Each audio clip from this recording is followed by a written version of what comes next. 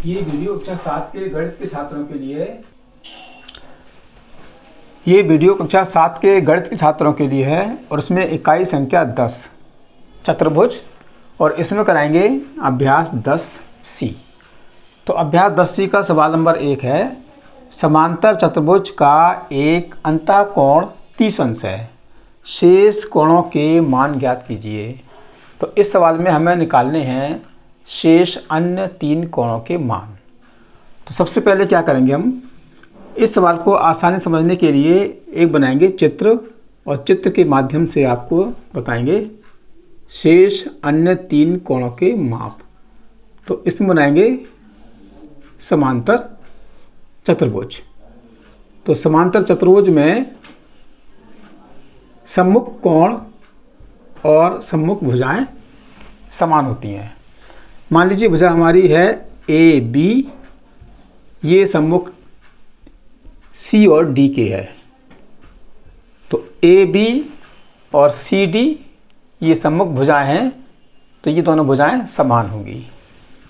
उसी प्रकार से बी सी और डी ए ये सम्मुख भुजाएं हैं, तो ये सम्मुख भुजाएं समान होती हैं और सम्मुख कोण भी समान होते हैं। ये कोण ए बराबर है कोण सी के और बी बराबर होगा कोण डी के। तो समांतर चतुर्भुज में सम्मुख भुजाएं और सम्मुख कोण बराबर होते हैं। अब आप आसानी से समझ लेंगे।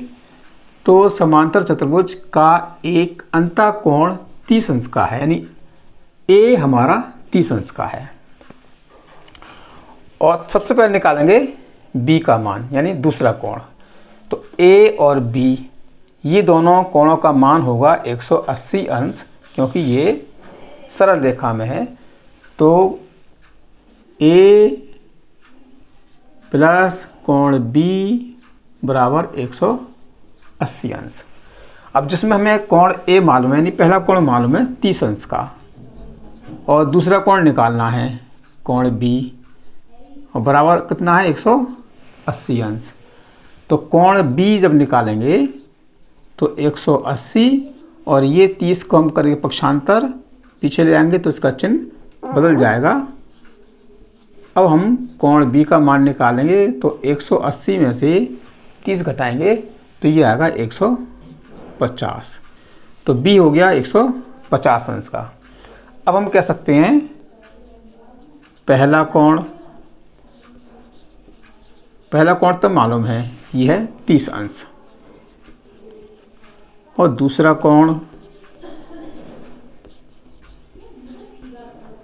कोण है बी, और बी का मान आ गया 150 अंश। और तीसरा कोण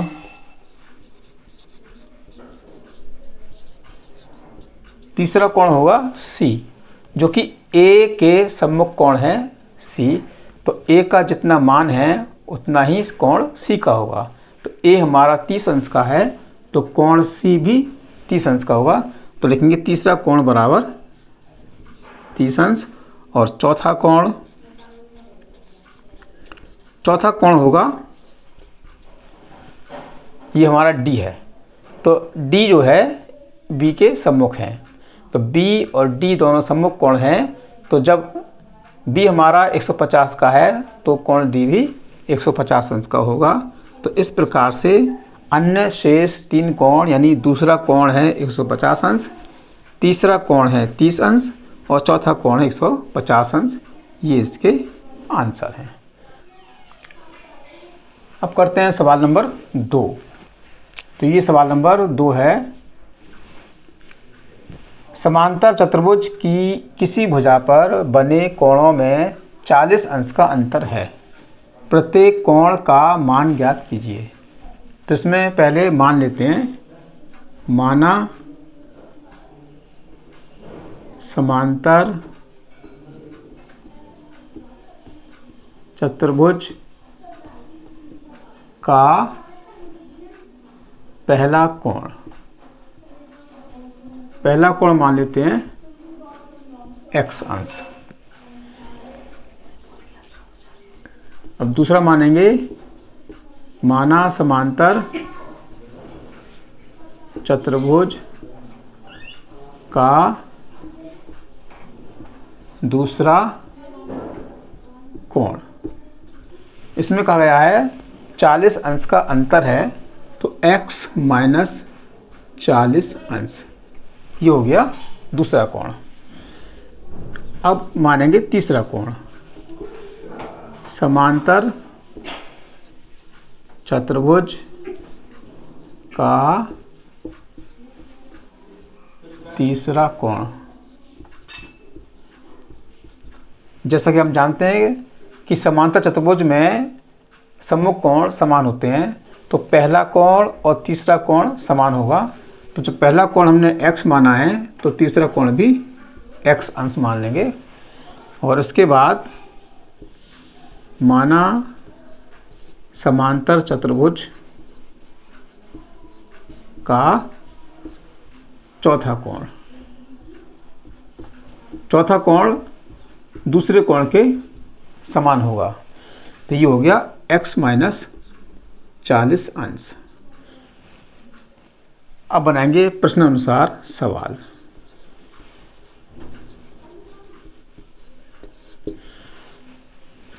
समांतर चतुर्भुज के चारों अंतःकोणों का योग 360 अंश होता है। तो पहला कोण लिखेंगे x अंश, दूसरा कोण है x माइनस 40 अंश, और तीसरा कोण है x अंश, और चौथा कोण है x माइनस 40 अंश, और इसका मान होगा, चारों कोणों का मान 360 अंश। अब देखते हैं कितने अक्ष हैं, 1 2 3 4। तो लिखेंगे 4x माइनस 40 और 40 80 और बराबर 360। तो 4x बराबर 360 और 80 को ले जाएंगे हम बराबर के पीछे, इसका करना है पक्षांतर, तो इसका चिन्ह बदल जाएगा प्लस 80।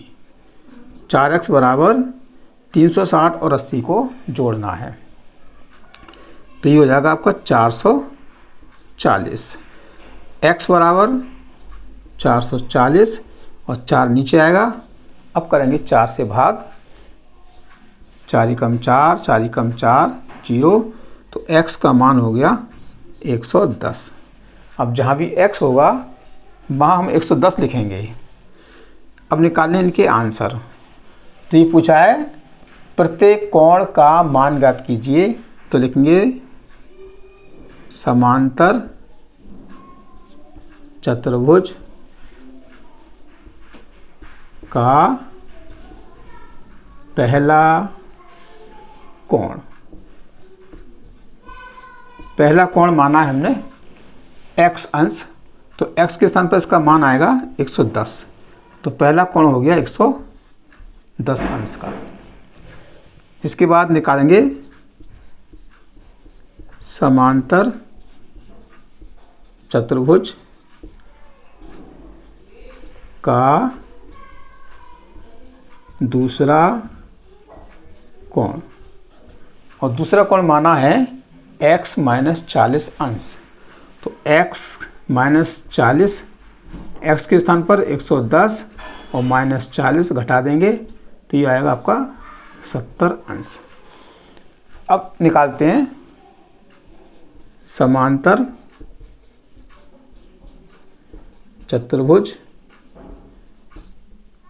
का तीसरा कोण।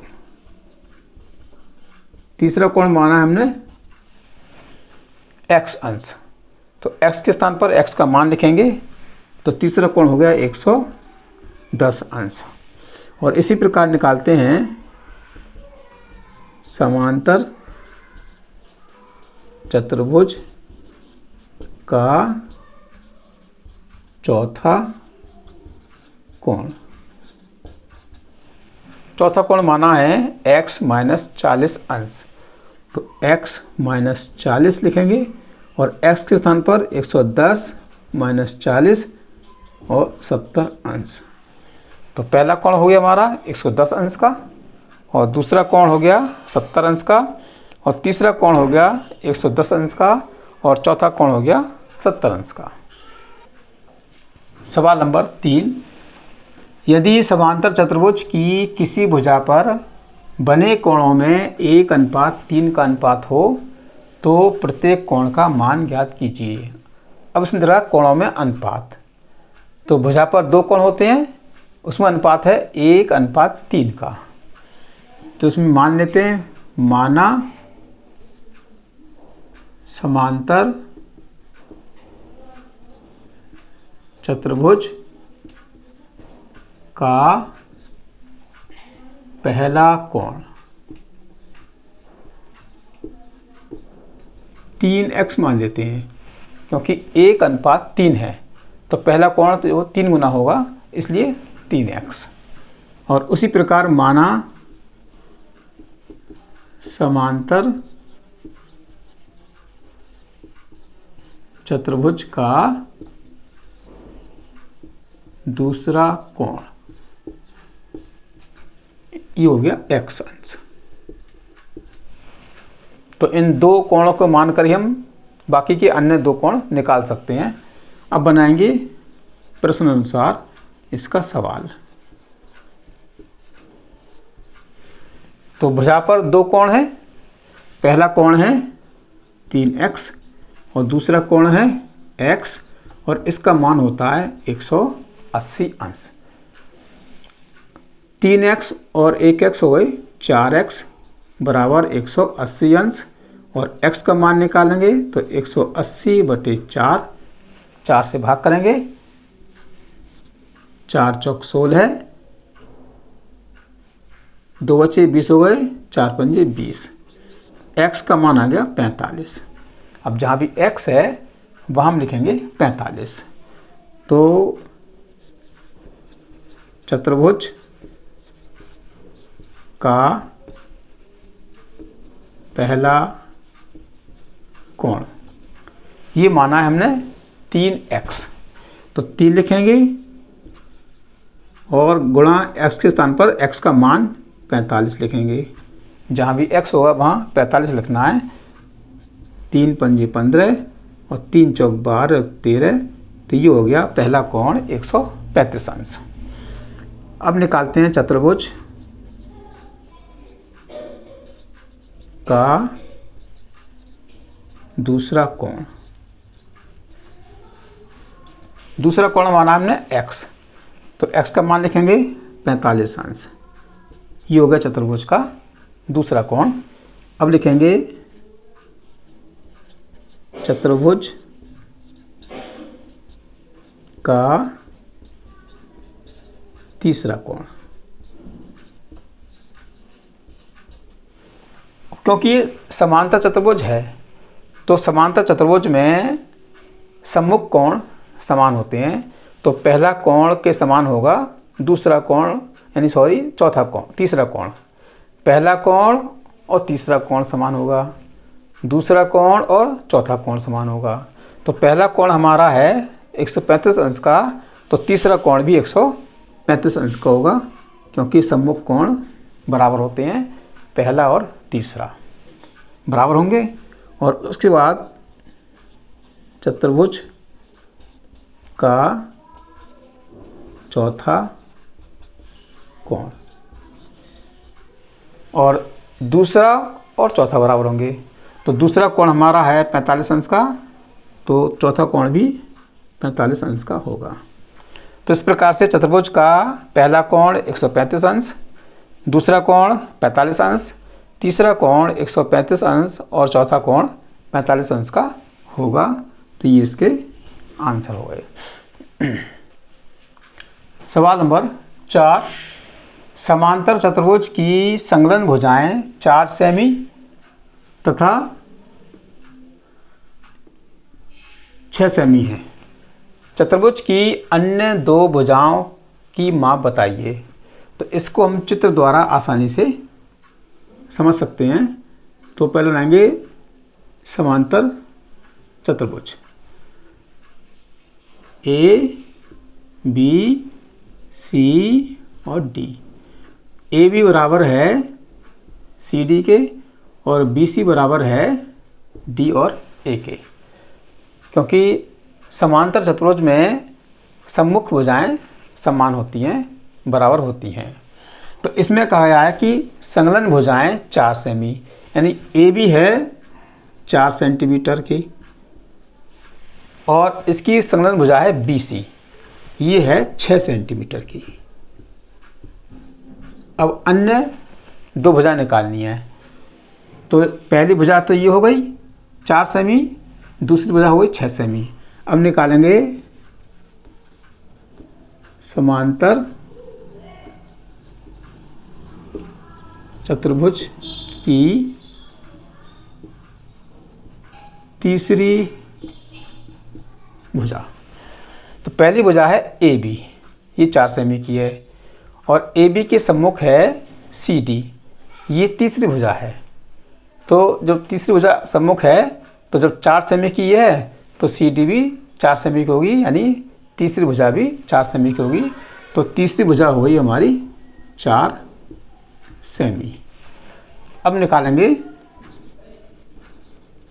समांतर चतुर्भुज की चौथी भुजा। जैसा कि आप जानते हैं कि समांतर चतुर्भुज में सम्मुख भुजाएं समान होती हैं। तो चौथी भुजा निकालेंगे। चौथी भुजा है डी और ए।